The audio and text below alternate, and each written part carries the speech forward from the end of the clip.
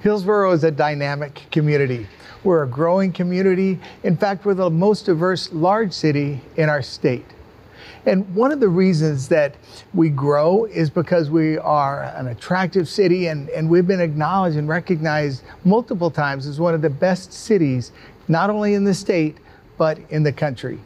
And part of the reason for that is our safety. And so we're here today to talk with Fire and Rescue Chief David Downey, Police Chief Jim Coleman, and the Assistant Director of Public Works who oversees our streets and safety related to transportation, Tina Bailey.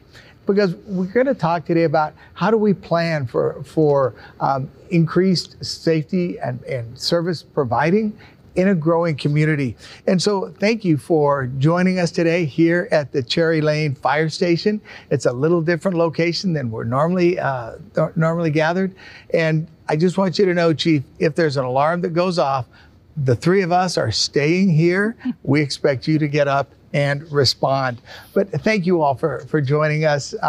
This is a great time and an exciting time to be in service to the city of Hillsboro. And I want to ask each of you, as we have grown as a city, and, we nearly doubled between 1960 and 1970. We doubled again by the early 80s. And since 1990, Hillsboro's population has doubled again. And my wife, we have seen this growth since the 90s. Since we moved here, we're part of that doubling. And so how do you plan for this growth so that it doesn't catch you off guard when you are called upon to provide the services that we depend on? And Chief, let's start with you. Sure, thank you, Mayor. We pay close attention to the growth in the city. Work with the community development and planning departments to understand sort of what's on the horizon. And it's been interesting to watch growth sort of in two ways. Sort of within the city proper already, we're filling in and we're actually growing vertically. We have some Merrill Gardens, going to be close to a high rise, not quite a high rise, but close to a high rise, but several buildings that are now 4, 5, and 6 stories, which creates new challenges for us in terms of equipment, techniques, response. So along with what's growing inside the city, of course, we have what's going on in South Hillsboro as well. And we're planning for growth with the new fire station down there as well. So Merrill Gardens is the senior apartment housing that's in downtown Hillsboro. They're at the corner of 4th and Main. So it's 7 stories, as I recall. So how many stories before you become a high rise? It's you have to be 75 feet below the street level entrance. Okay. I think we're like 72 feet. In my book, I'm going to call it a high rise. Yeah. Technically, it's not, but it's close enough. And so even, and I think to our downtown fire. So even though and that was not involved with a high rise building, we still used every single foot of the extension ladders on our fire trucks in order to, apply water into the center, of that fire. Yeah, no, agreed. Not only are growing vertically, some of our buildings are growing, they're hundreds of thousands of square feet, which again creates a new challenge, much different than traditionally like a residential type fire, much different. Yeah, and again, very different than Hillsboro of the 60s and 70s. Yeah, thank you. Chief Coleman, how do you continue, to serve our city that continues to grow? Yeah, as the city grows, we don't only have to grow the number of police officers and support staff that we have just to answer a higher volume of calls, but we also have to increase our capability to respond to different environments.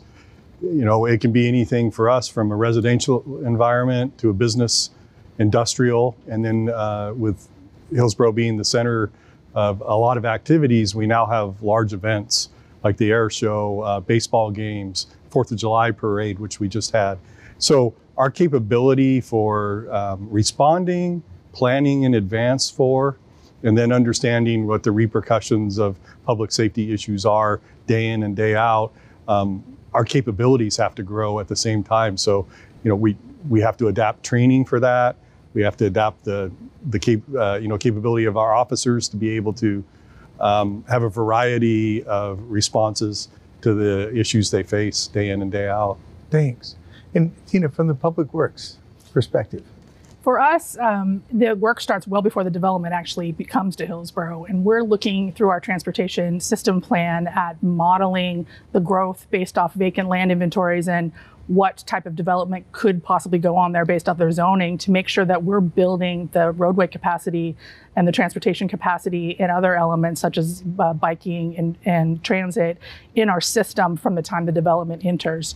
So we want to make sure that the development comes in and that it's out of the places where we're going to want a future roadway, even if we're not going to build it now, or that we're getting that roadway built at the time of development. So when the transportation and traffic hits, we're ready to go. Great, thank you. And one of those places where we're doing all that planning and we're ready to go is South Hillsboro. The largest planned development in the history of the state, 1,500 acres. There will be 8,000 houses and about 20,000 people when it's built out. And so, in South Hillsboro, where we've got our parks, we've opened up our first school, we have businesses that are, ready to open.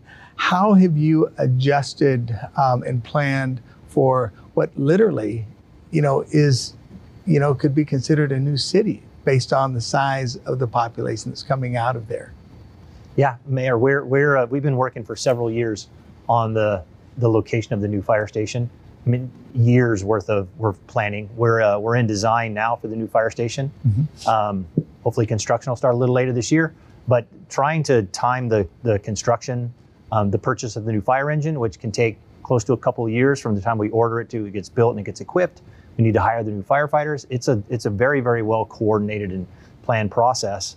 And on the heels, to Tina's point about roadways, not very effective response times if you don't have highways on which the responders can travel. So on the heels of important infrastructure projects like the Cornelius Pass Road Bridge, very, very planned and coordinated effort as that community develops, finding the right timing to build. And, that coordination cannot be, and the planning just can't be overstated. I mean, this just doesn't happen by accident. You think about, again, opening a new station and having it equipped, with the apparatus. So, you just don't go down to the local truck dealer and buy a fire truck. And at the same time, making sure that you have, the crews to staff, so, a lot of variables. Mm-hmm. I'm glad that's your job, sir. And Chief, and what about your service into South Hillsboro as well?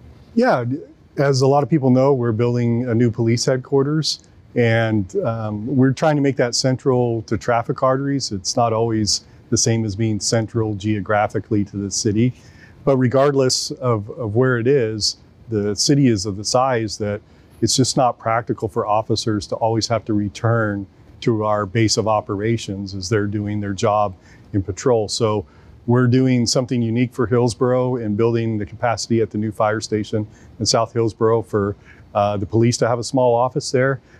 We work very hard to base a lot of our operations out of vehicles, but there are still tasks that we have to undertake that would normally require a response back to the headquarters, where now we'll be able to do things like, temporarily store evidence or meet up with a member of the public that wants to meet an officer. We'll have a space in South Hillsboro that saves that all that time consumed by going back to a headquarters and then back out to the field.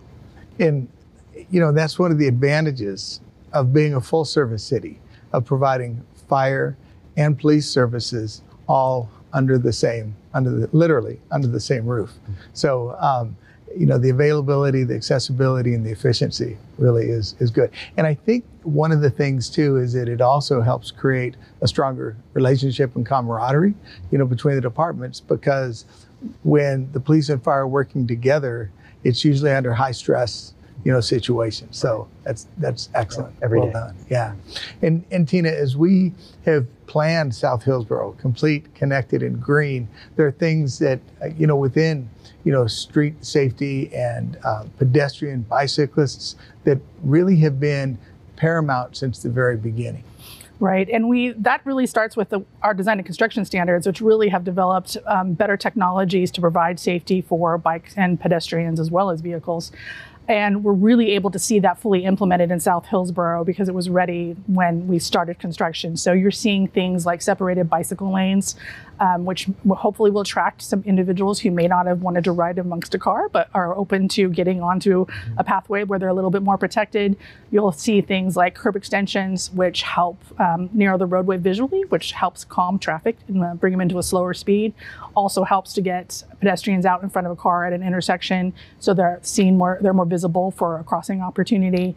We have narrower roadways in South Hillsboro, which also are kind of a traffic calming thing.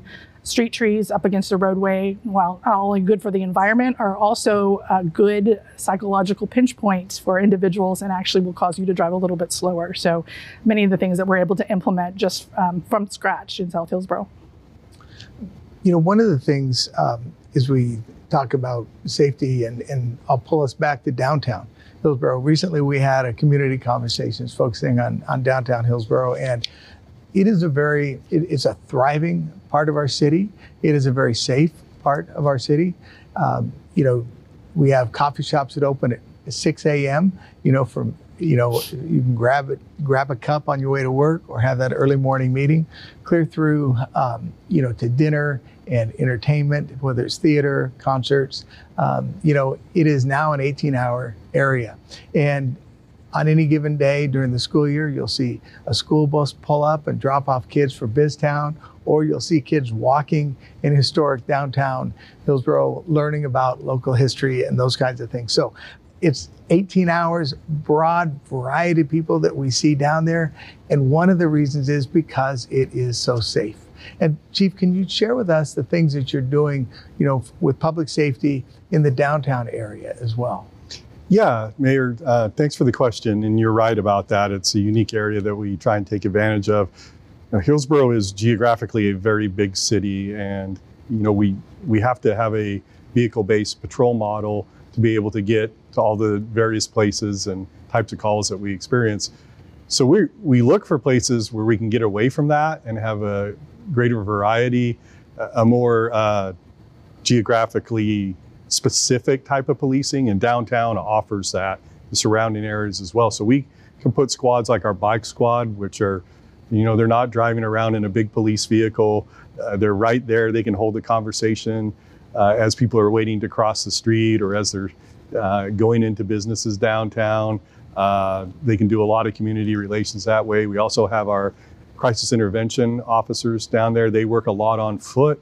They help people, and one of their key jobs is to put people who are experiencing homelessness in connection with services, keep them out of the criminal justice system, keep them away from making demands on public safety, and get them in connection with places that can help them day in and day out. So the downtown area, the 10th Avenue area are really conducive to that more face-to-face interaction, the casual conversation. It's not easy to start a conversation with a police officer all the time, but it's amazing how easy it is to start a conversation around riding on a bicycle or just walking by. Yeah, and just personally, and I've witnessed it, it is much more, well, it's just easier to go up and engage when there's not a car door or a window that's up. And you're right, when they're on a bicycle, it's a lot easier to, you know, create that conversation. And so, you know, Chief Downey, with you know, with some of the folks who are experiencing homelessness or mental illness, your department works with them as well. And so, what are some of the things that you are doing to support those who are experiencing homelessness from a fire department perspective? Yeah, that's a great question, Mayor. When we find ourselves responding regularly, perhaps to the same person, we do, as Chief mentioned, try to provide resources and opportunities for them to maybe get some shelter. But we understand that when they're outdoors, they might need a little bit of help. One of the programs that we worked on late last year in partnership with some of the other fire agencies is we issued every 50 fire buckets in the community. And what a fire bucket consists of is a first aid kit, a fire extinguisher.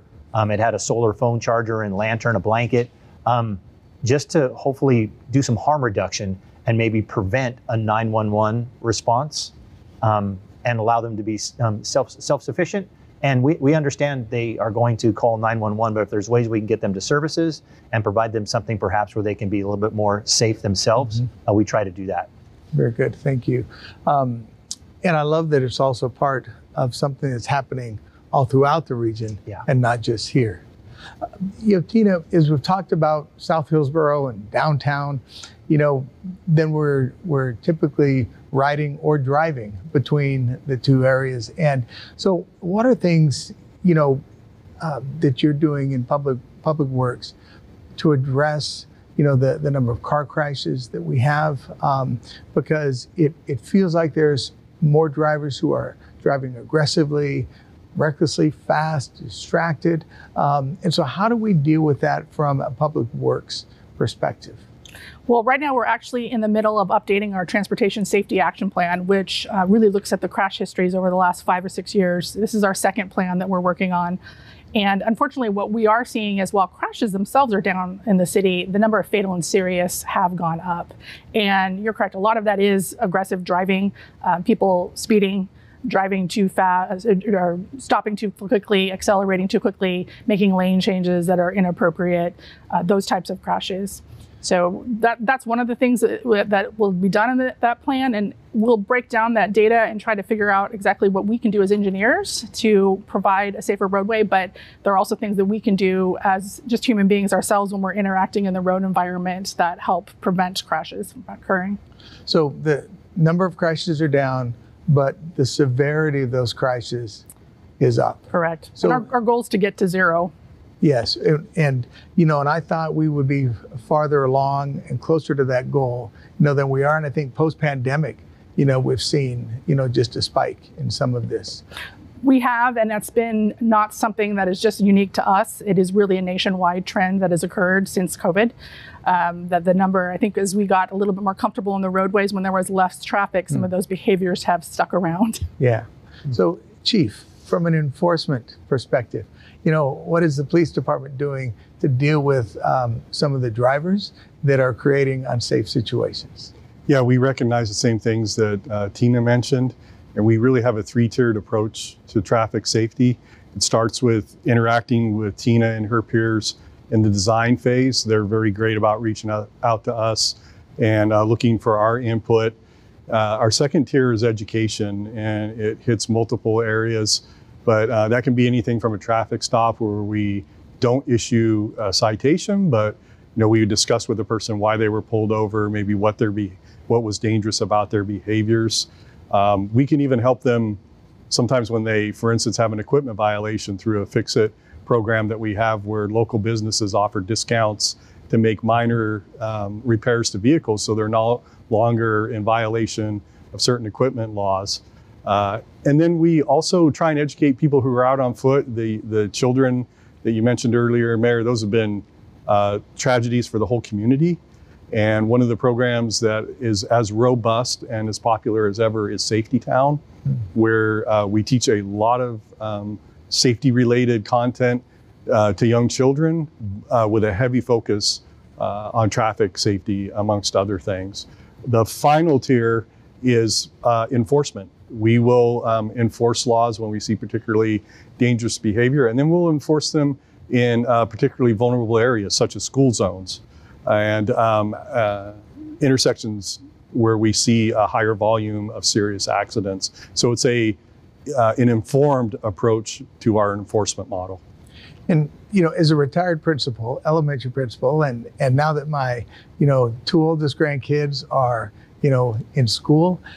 Tina, what is the city doing to help students get to and from schools safely?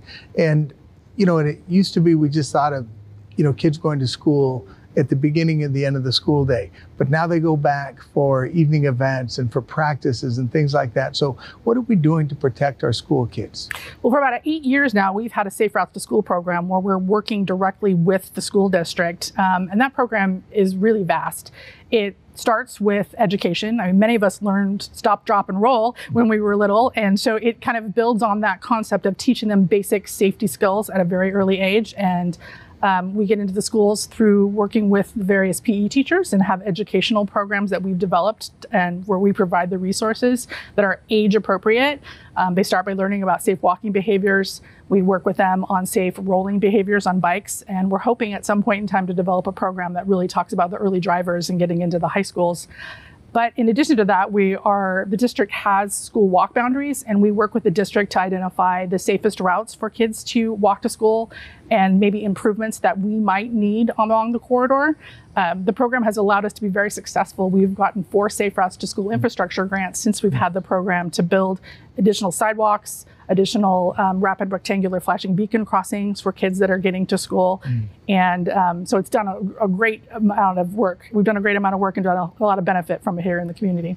That, knowing that 70% of our residents don't have kids in our schools, this is not just great for our kids, but this is great information for all the rest of us as well. And Chief, we have school resource officers who are available if parents, are concerned about traffic, just speeding drivers or reckless drivers in the neighborhood, and they can access our school resource officers on site too, correct? Yeah, they follow the same as us. They work with the school district and local administrators in design for, student drop-off and pickup.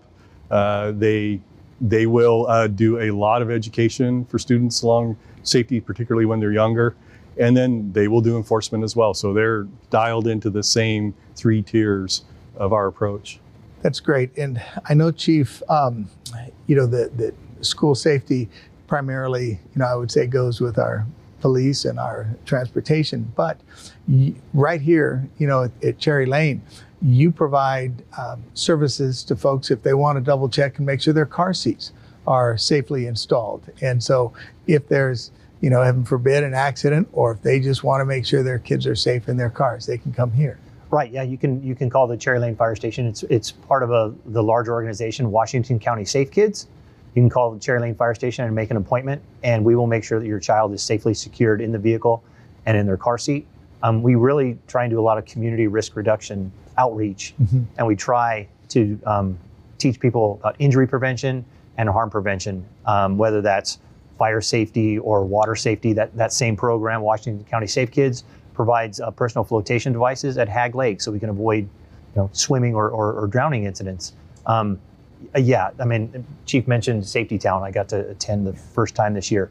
What a great setting for 6 and 7-year-old kids in the community to learn all sorts of things, whether it's fire safety, water safety, understanding, what accidental poisonings occur, bicycle safety. There's just a number of things proactively trying to keep kids safe in the community.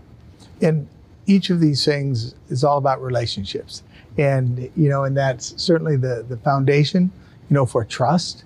And so as we have a growing community and a more diverse community, what are some of the things that are occurring, within the different departments to build relationships and to just create that trust? And Chief, I'll start with you. Yeah, sure. I would say there's 2 recent for us, one in the sort of non-emergency setting and one in the emergency setting. Our fire station open houses are a huge hit. We try to have 3 or 4 a year. It's great to engage the community in that non-emergency setting and just have a conversation when people are smiling and happy to see each other. And I always tell the firefighters that it's important for them to engage the community in a non-crisis setting. It's healthy for them to see people smiling and in a non-emergent setting. But one of the other ways we've increased accessibility to our services is, as you mentioned, Mayor, very diverse community, many languages spoken in the community, and hearing impaired community. We've noticed as the community's evolved, there's been language barriers. And we've, for years, used what's called the language line. That was simply, we would hand the phone to a patient or a family member's, the patient's family member, and talk on the phone with a translator. That didn't help our hearing impaired community at all. We recently translated that language line to an app on our iPad. So we'll take an iPad into the scene with us, be able to contact an ASL translator and be able to communicate with a hearing impaired patient like we've never been able to before. Just another way our services improve, built through the diversity of the community. So the so the patient can ASL, sign language to an interpreter on the iPad, who then communicates, verbally to our responders, to our paramedics and our firefighters about understanding about medical history or medications that might be administered. Doing a patient assessment. When you can't communicate with your patient, it's hard to know exactly what they need and how best we can treat them. Great improvement in the department here recently. Thank you for sharing that. Really important development. Yeah, great. Chief? Yeah, as the community grows, we have a bigger pool of people with diverse life experience to both bring on as employees, but also volunteers who really serve as a bridge between the department and the larger community in a lot of important areas. And we use that kind of evolving a greater sense of the variety in our community to do some of the more traditional things we do, like in-person reach out, where we'll hold community academies to help people understand deeper how the police department operates, and involve people in our police chiefs advisory group to help me kind of get a vibe for what the community's thinking and calibrate the way I do things to be sensitive to that. And I think one of our biggest growth areas has been in social media and public outreach across places like our website. One of the things that the City Council and you yourself have directed us to do, Mayor, is to have a more robust analytics capability. So we have been working on that. We have some really interesting offerings for the public when they go to our website in the form of crime trends, police use of force information, hotspots in the community, for people who feel more comfortable engaging or learning at their own speed, learning the things specifically that they want to know rather than going through maybe a course with an agenda. And we feel like that's just going to grow, and people will be able to get an enormous amount of information just at a couple mouse clicks. And with that transparency comes trust. And, so you're right, there's a number of ways that you communicate online, as well as social media. And I know our Public Works does a lot of that. When there is, when there's going to be a frost, there, you let us know, those kinds of things ahead of time, and you let us know that you're putting de-icer down. And we also see that our Public Works is dependable. Every street in the city, once a month, is swept. Every street. And every street. And, so what are some of the other things that Public Works does, again, to create, that trust with our community? Yeah, we're using a lot of the same tools in the toolkit. So things that are online open houses for projects, meeting the community in person for projects. You'll see Safe Routes to School at Halloween Town downtown, so we can let people know those programs exist. We do Public Works Week in conjunction with the market, which is really a chance for us to celebrate our people and what they do. But it's also an opportunity for us to tell everyone what it is that the Public Works does. There are a lot of behind the scenes activities that people just don't realize that we're undertaking. And I've mentioned a couple of our master plans. All of those have community engagement, and most people are not aware that they have an opportunity to do community engagement. So we're actually going to where the people are.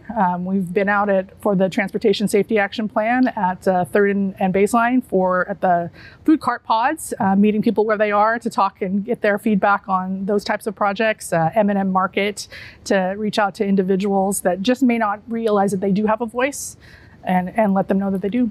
Great, thank you. And one of the other things that I've noted since we moved here 25 years ago is the diversity of those folks who work in your respective departments is much more reflective of the diversity in our community. And so again, when we think of trust and accessibility, for people to see somebody who looks like them or communicates as they do just goes a long, long way helping with that safety all throughout our city.